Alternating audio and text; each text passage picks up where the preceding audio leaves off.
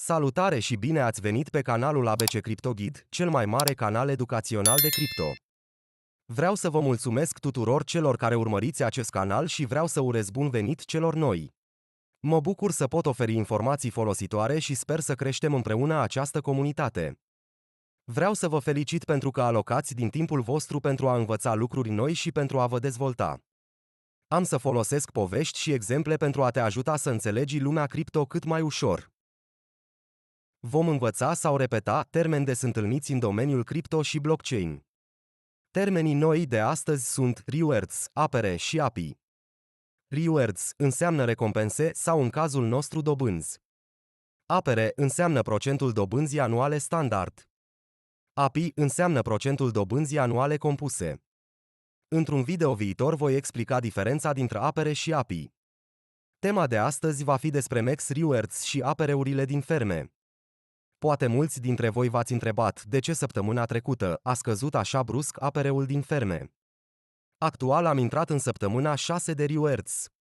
Scăderea apereului este perfect normală având în vedere că, începând cu săptămâna 5 de rewards, a scăzut distribuția de MEX pe fiecare bloc de la 2 milioane la 1,5 milioane.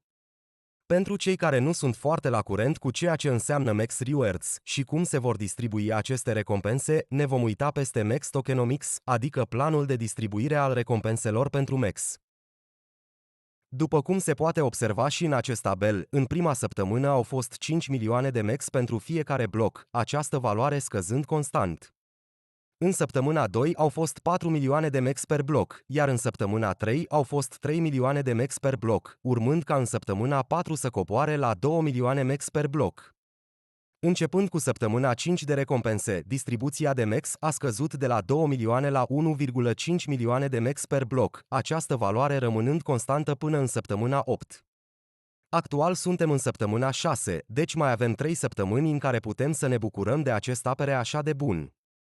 O scădere relativ mare va mai urma în săptămâna 9, când va scădea cantitatea de MEX pe fiecare bloc de la 1,5 milioane la 1 milion. Valoarea de 1 milion de MEX per bloc va rămâne constantă până la final, adică în săptămâna 52.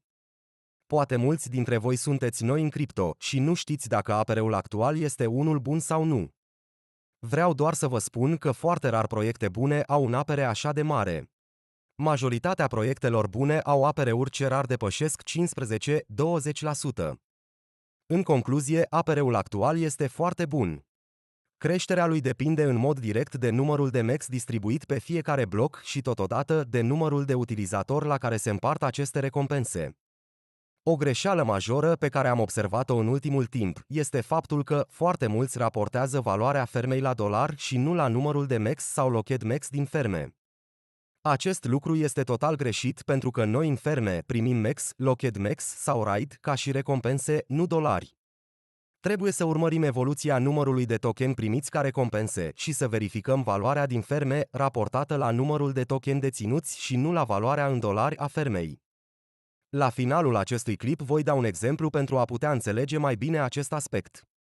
După cum ați putut observa, valoarea MEX fluctuează și este influențată în mod direct de evoluția Elrond, aceasta fiind momentan singura monedă cu care se poate cumpăra MEX.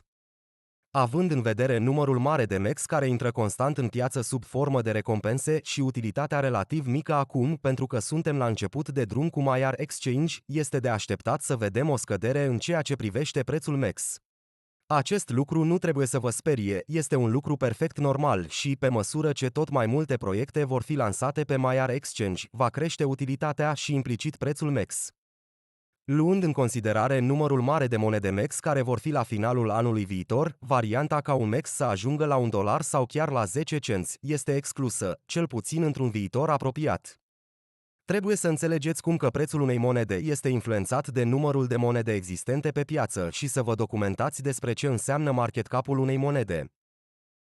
Cum am spus mai devreme, voi da un exemplu folosind termeni cât mai ușor de înțeles și de ce recompensele din ferme nu trebuie să le raportăm la dolar, ci la numărul de monede deținute. Să presupunem că aveți 1 kilogram de aur, care valorează $100.000, 1 gram valorând $100. Ați împrumutat cuiva acest kilogram de aur și primiți lunar câte 1 gram de aur dobândă. Așadar, Teoretic voi primiți câte $100 lunar, dar acest lucru este greșit. Prețul aurului după o lună poate ajunge la $200 pe gram, deci teoretic voi primiți $200 dobândă. Transpunerea în dolari se poate calcula doar în momentul în care hotărâți să vindeți acel gram de aur primit sub formă de dobândă. Doar atunci puteți spune cât ați primit dobândă, raportat la valoarea în dolari. Să presupunem că vine o criză și prețul aurului ajunge de la 100 la $10 pe gram, iar acel kilogram de aur pe care l-ați împrumutat valorează acum doar $10.000, în loc de 100.000 cât valora în momentul în care l-ați împrumutat. În acel moment ați fi foarte supărați știind că primiți dobânzi de doar $10 pe lună, atât valorând în momentul acela un gram de aur. Ar trebui să fiți supărați deoarece, teoretic, ați mai pierdut și $90.000, kilogramul vostru de aur valorând acum doar 10.000 în loc de $100.000. În realitate nu este deloc așa. În realitate voi primiți același gram de aur, doar că acum valoarea lui este scăzută. Dacă vindeți acum acel gram cu $10, doar atunci se poate considera că într-adevăr primiți doar $10 pe lună dobândă. Dacă vindeți acel kilogram de aur pentru $10.000, doar atunci puteți considera că aveți o pierdere de $90.000. Dacă îl păstrați și peste un an să spunem că prețul gramului de aur ajunge la $300 și vindeți în acel moment tot ce ați primit sub formă de dobânzi până atunci, veți realiza că în realitate ați primit în fiecare lună câte $300 dobândă, deoarece primeați lunar acel gram de aur și nu dolari. Iar fiecare gram de aur primit până atunci l-ați valorificat la $300. Deși pentru a reuși acest lucru a fost necesar să așteptați o perioadă. Sper că acest exemplu v-a făcut să înțelegeți mai ușor cum să interpretați valoarea unei ferme și să vă raportați la numărul de monede deținute și nu la valoarea lor în dolari. Același lucru se întâmplă și în cazul acțiunilor, criptomonedelor, aurului, locuințelor sau altor bunuri de valoare. Valoarea lor reală este dată întotdeauna de prețul în momentul vânzării. Un Elrond valorează actual $243.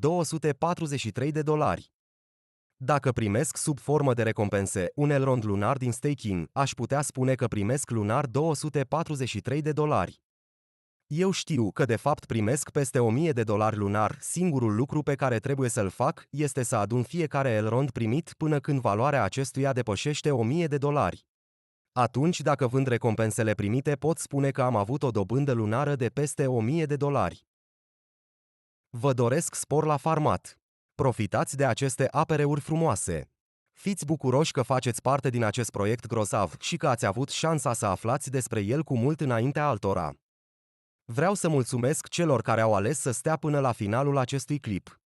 Sper că au fost informații interesante. Doar împreună putem ajuta la adopția cripto și totodată la înțelegerea acestei tehnologii noi numite blockchain. Nu uita să dai un like, să te abonezi la canalul ABC Crypto Guide și să activezi clopoțelul de notificări pentru a nu rata următoarele clipuri și pentru a fi întotdeauna la curent cu noile informații și schimbări din lumea cripto. Dacă ai întrebări sau sugestii în legătură cu acest video, lasă un comentariu în secțiunea de mai jos. Apreciez fiecare comentariu și mă voi ocupa personal să răspund întrebărilor voastre.